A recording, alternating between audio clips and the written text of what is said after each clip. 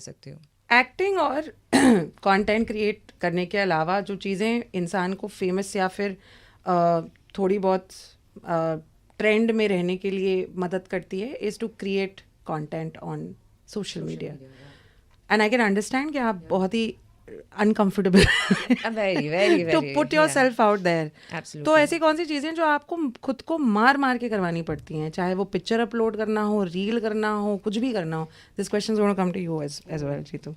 तो मेरे लिए सबसे पहले ये है कि अब मुझे बोला जाता है कि जाओ बोलो, बोलने की प्रैक्टिस करो, बोलने की प्रैक्टिस करो। तो अब मेरे दोस्त लोग कहीं पे भी जाते मेरे को ले जाते हैं और मतलब वो सिचुएशन में डाल देते कि बोलो बोलो बोलो.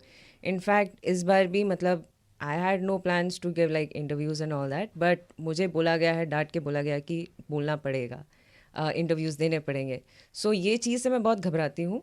और मैं क्या बोलती हूँ सच बताऊँ, इंटरव्यूज़ में मैं क्या बोलती हूँ मुझे खुद नहीं पता रहता, बस बोल देती हूँ ब्ला ब्ला ब्ला ब्ला ब्ला ब्ला, बस that's it. So that is one thing. Second is like जैसे कुछ इवेंट्स वगैरह होते हैं, सो वो इवेंट्स भी मुझे it just makes me like feel so uncomfortable, but it is part of my job. So just उसके लिए मुझे जाना पड़ता है. और सोशल मीडिया भी मतलब लोग मेरे पीछे पड़े हुए हैं, यार कुछ डालो सोशल मीडिया पे, डालो फोटो डालो, ये करो वो करो. जी. तो वो मुझे प्रेशर लगता है, लेकिन फिर मैं अपने हिसाब से डालती हूँ. सोशल मीडिया का मैं प्रेशर नहीं लेती. बाकी चीज़ मुझे पता है कि it is important, social media भी बहुत इंपॉर्टेंट है, लेकिन उसका मैं प्रेशर नहीं लेती हूँ. सोशल मीडिया भी बहुत इंपॉर्टेंट है, लेकिन उसका मैं प्रेशर नहीं लेती हूँ. अच्छी बात है वो Yeah. तो.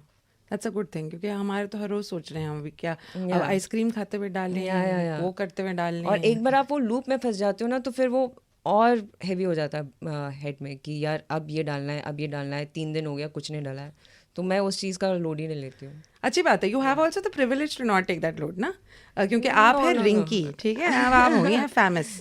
आपको जरा वो विश्वास कर लेना पड़ेगा, चूंटी काट के विश्वास भी कराना पड़े तो भी कर लीजिए आप. जीतू, आपके लिए कोई ऐसी चीज़ where I feel very uncomfortable doing and people make you do it because it's a part of the job now? Promotions भी कह सकते हो आप, ऐसी बात नहीं है. वो तो अच्छी बात है, हम नए दोस्त बन रहे हैं, हम एक दूसरे को जानने की कोशिश कर रहे हाँ, हैं. मुझे लगता है कि एक सब कुछ अच्छा है, प्रमोशंस हों और वो सब हों.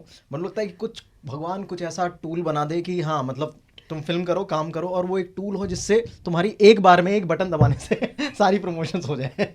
तुम्हारी बात लोगों तक पहुंच जाए कि ये फिल्म आ रही है, ये सीरीज़ आ रही है, प्लीज़ देख लो. तो वो एक बटन आ जाए, तो ये मैं मशीन की एक्सपेक्टेशंस कर रहा हूँ.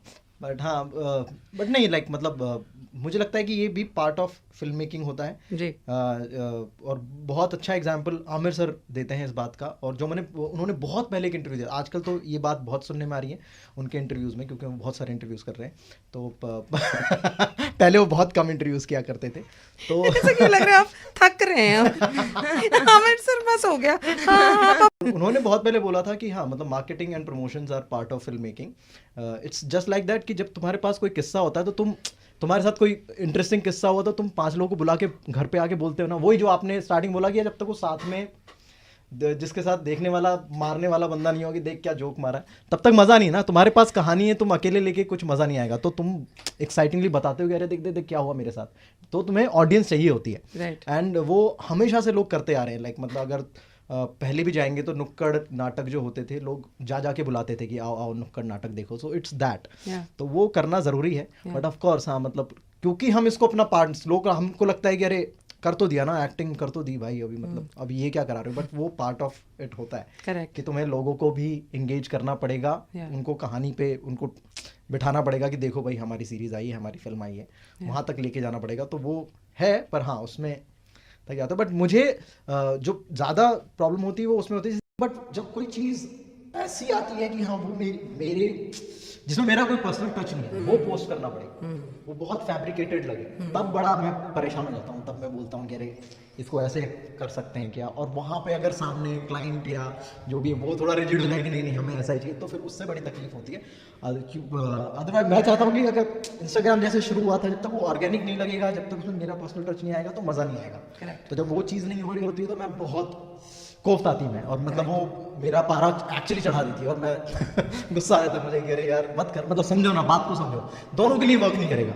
अगर उसमें पर्सनल टच नहीं दिया जाएगा तो तुम जिस वजह से मेरे पास आए हो वो नहीं वर्क करेगा. वो अंडरस्टैंडिंग बहुत ज़रूरी है दोनों लोगों के बीच में, कि जिस चीज़ के लिए कि तुम अपन ये पूरा प्रोसेस कर रहे हैं, किसी चीज़ को प्रमोट कर रहे हैं या किसी ब्रांड को प्रमोट कर रहे हैं, तो वो उसमें मैं भी इन्वॉल्व हूँ, तो वो जब तक मेरा पर्सनल टच उसके कैप्शन में नहीं आएगा या उस फोटो में नहीं आएगा तो मज़ा नहीं आएगा।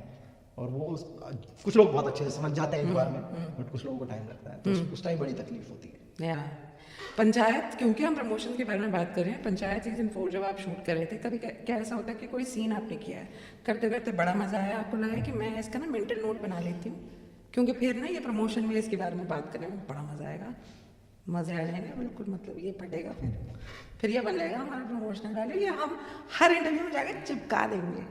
ऐसा कोई scene that you like to talk about? नहीं, मेरे साथ यूजुअली एक और दिक्कत है।